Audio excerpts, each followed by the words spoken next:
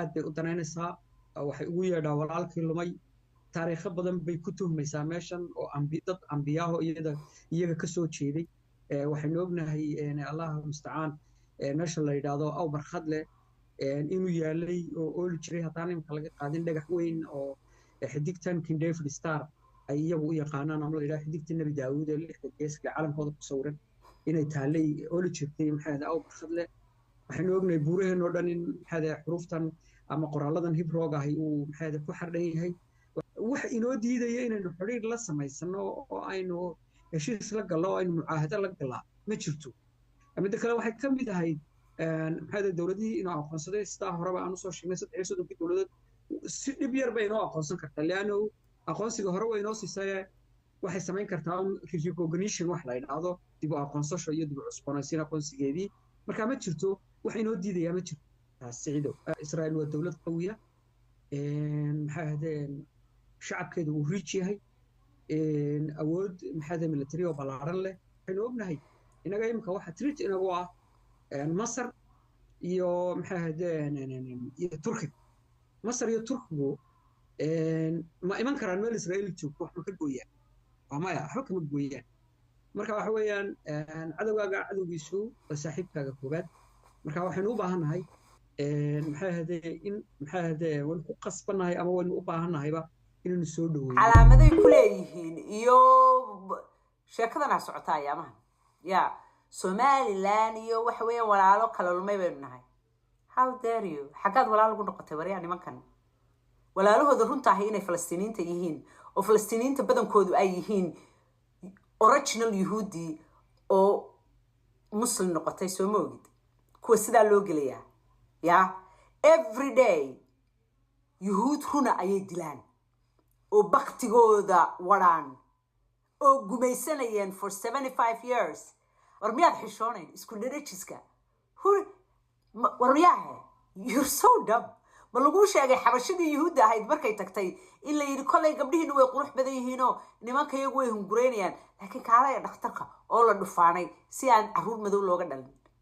xagee walaalaha ku noqoteen iyagoo isogeyn baa la dhufaanay ya the so-called God's chosen people inay isu haystaan dadka ilaahay doortay ya oo aanay dadka kale dhex geli karin oo la mid ahayn oo ka sareeyaan miyaanad ogeyn xagee walaalaha ku noqoteen is that how desperate you are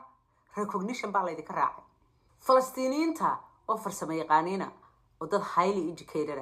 oo waxa weeyaan dad meeshay tagaan ba iyagoo qaxaya xataa 2 week markay joogaan beer bay ka samaystaan waxbay kala soo baxaan adiguna saad u fadhiday ba miskihi iyo salkiiba ku kala tagay dhulkaagii adigoo xor u ah oo wax walba ilaahay isugu ka qoofalay ayaad gaajoonaysaa oo beesha caalamka habeen iyo maalin aad warsanaysaa oo xaarka ka kici kar lahayd masquul ma dhisan kartaan oo wax ma beeran kartaan oo wax weeyaan bariis caaga ya iyo dawooyin dhacay baa dibadda laydinka keenaa markuu roob idin da'o waxaad tirahdaan beesha caalamka ay dad baa naqaaday marka roob laan idinku dhacdo waxaad tirahdaan beesha caalamka ay gaajana dishay iyo drought that's who you are Israel baad u yeedhnaysaa Israel horta way ku iman dhafooradana way ka garaaci adigoo kale waxba la iska ka tirmay oo lagu buufin way raganimo aad iskaga celisana ma lihid you can't even resist haddeerad adoo xor xaarka ka kici kari weyday dulaysta tahay bila akhlaaq ah oo bila diina oo saqajaana baa tahay how dare you war meel diintaadi who are you maxaad ahayd muxuu ahaa waxani are you even Muslim I hate to say qof leh Muslim baan ahay inaan muslimadiisa anigu fargeliyo because sida nimanka Soomaaliyeed ay ugu fududahay diinta u moodaan inay qabiilkooda tahay ama ilaahay aabahood yahay ama adeerkood I don't like inaan anigu sidaas oo kale noqdo laakiin I really want to ask diinteebu haystaa ninkan ma waqtigana waqti Yahuud loo yeedhaa ya dadka Holocaust caruur iyo ciroole iyo halyeedii muslimiinta sida u xaqaya iyagoo nool iyo iyagoo dhintay baa cagafta dul marinaya channel dhan bay leeyihiin oo hilibkoodii oo sida u daadsan Falastiiniintii oo cagaf la dul marinaya caruurta saa loo qabto saa mindi loogu kala jeexayo ay ka daawadaan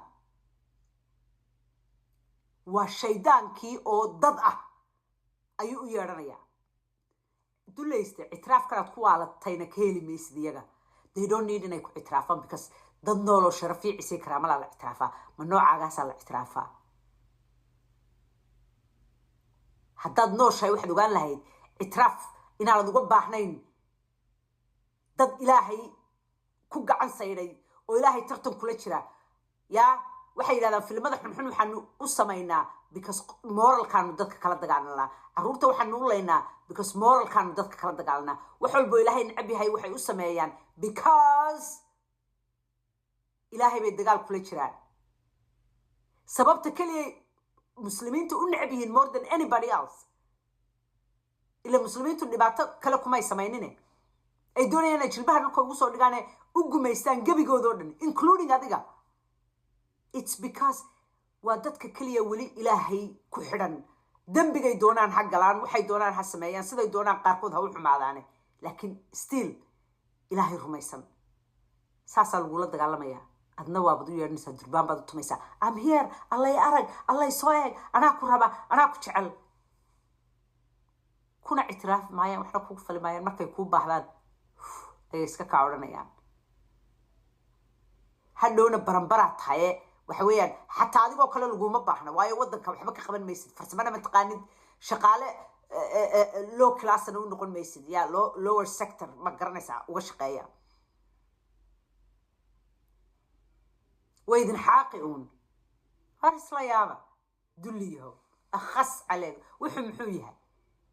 bismi illaahi raxmaan raxiim maalin walba wax kaa yaabiyo wax kaa nixiyuun baad ku arkaysaa waxan acuudu billaah